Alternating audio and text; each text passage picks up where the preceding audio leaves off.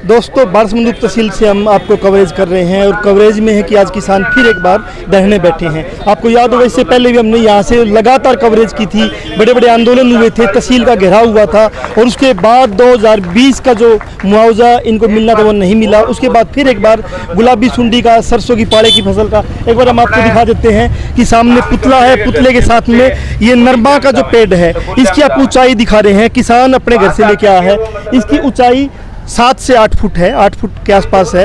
इसके टिंडे भी लगे हुए हैं, लेकिन हालत ये है कि गुलाबी सुंडी ने पूरी फसल बर्बाद करती है और फसल बर्बाद होने से जो किसान को पर साल जो कमाई होनी थी उसके विपरीत नुकसान हो गया, उसकी मजदूरी खत्म हो गई है। और साथ में जो मजदूर जो चुगाई करता था, मजदूर को भी 15 से 20 हज़ार रुपया इस सीजन में कमाना था, उसको भी बड़ा नुकसान हुआ है। लेकिन सरकार है वो चुप है, सरकार जनसंवाद करती फिर रही है, लेकिन इन किसानों से कोई जनसंवाद नहीं कर रहा, मजदूर से जनसंवाद नहीं कर रहा। इन्हीं किसानों से अगर पूरा मामला जानते हैं कि कितना की फसल होनी थी, कितना खर्चा लगा है, कितना नुकसान हुआ और 2020 का मुआवजा अब तक क्यों नहीं मिला।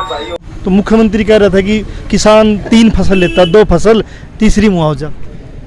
ईसाई तो हमारा वो कह कर मुख्यमंत्री हो रहे और ईसाई का जो राम मारा गेल हो रहे।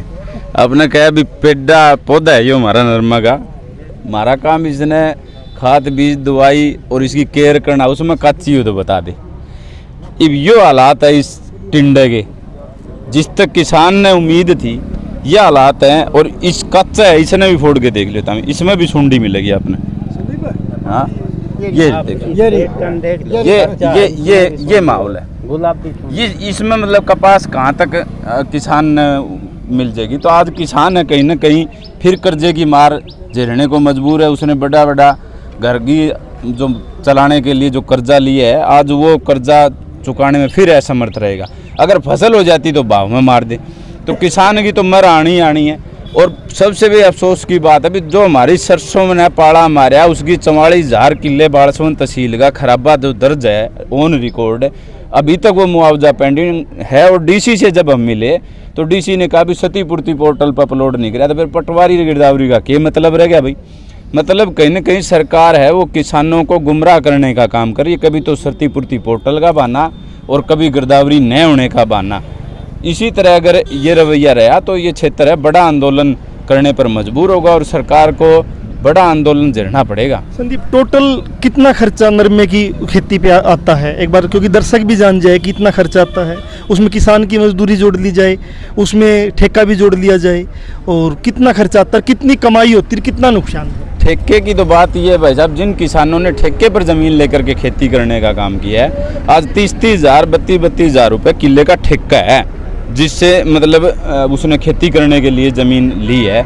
और उसके दूसरी तरफ 15,000 एकड़ चुगाई से पूर्व का, यानी कि अगर नरमा होता तो चुगाई का खर्चा है, लेकिन है ही नहीं। तो 15,000 रुपये किला तो कम से कम खर्चा यूं ही आ रहा है। पानी छोड़ दिया, उसमें किसान की दिहाड़ी भी छोड़ दिया। अगर ये चीज़ें अगर लगाएं तो मान ले किसान है प्रति एकड़ लाख रुपए किला माइनस इस साल गया है। तो ये भरपाई है कहीं ना कहीं किसान के लिए मतलब बड़ी एक चेतावनी बन करके आई है कि किस तरह से किसान को इस हालात से निकाला जाए।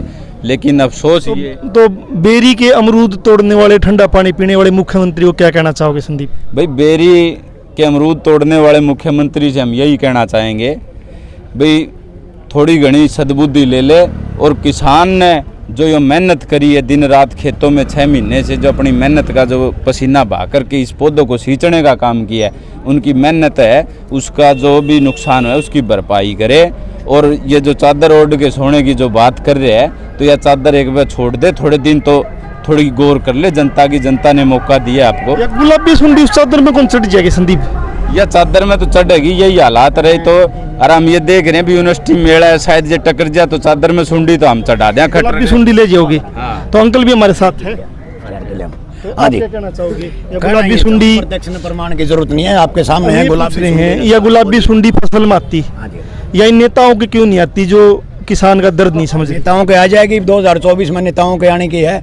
ये कोई हमारा शौक नहीं है, आप पीक सीजन से चल रहे हैं और ये कहते हैं हमारे अच्छे दिन आगे। जिस प्रदेश का किसान कर्मचारी व्यापारी आज दिन कटोरा ले सड़कों में बैठो को अच्छे दिन मानते हो आप? अरे जिसकी ज़मीन सड़क पर आ गई उसके रेट बढ़ गए, जिसका मकान सड़क पर आ गया उसके रेट बढ़ गए। यो किसान आज जो है ना तमाम 22 के 22 जिलों में बैठा हुआ है सड़क पर, इसका कोई रेट नहीं बढ़ता।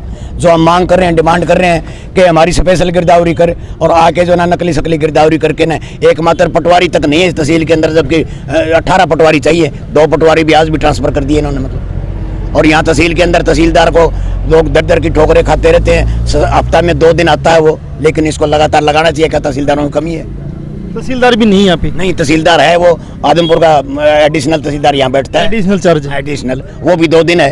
अब बताओ पब्लिक क्या करे मतलब। आज भी सरकार सुने गुलाबी सुंडी तो 24 को पड़ने वाली है इस हिसाब से। तो आप हालात देख रहे हो। हम तो ये करें स्पेशल गिरदावरी करके नुकसान की भरपाई कर, ताकि किसान को आपसे भरोसा हो किसी बात का। तो मैं ही कह रहा हूँ कि इस इलाके में जैसे किसानों की फसल खराब होगी तो मजदूर की भी दिहाड़ी खराब हुई, क्योंकि मजदूर भी इसमें कमाता कुछ। तो आप मजदूर किसान को इकट्ठा लेके कोई बड़ा आंदोलन करो भविष्य में। मजदूर किसान भी हमारे साथ है। हम बटाई पर जो लेता है, जो पट्टे पर जो लेता है, हम उसको किसान या मजदूर, हम भी मजदूर ही हैं, तो उसका हम हिस्सा देते हैं। अगर हमें मुआवजा मिलता है और हमारी काश्त कोई करता है या हम किसी काश्त करते हैं तो उसको हम 50-50 करते हैं मतलब।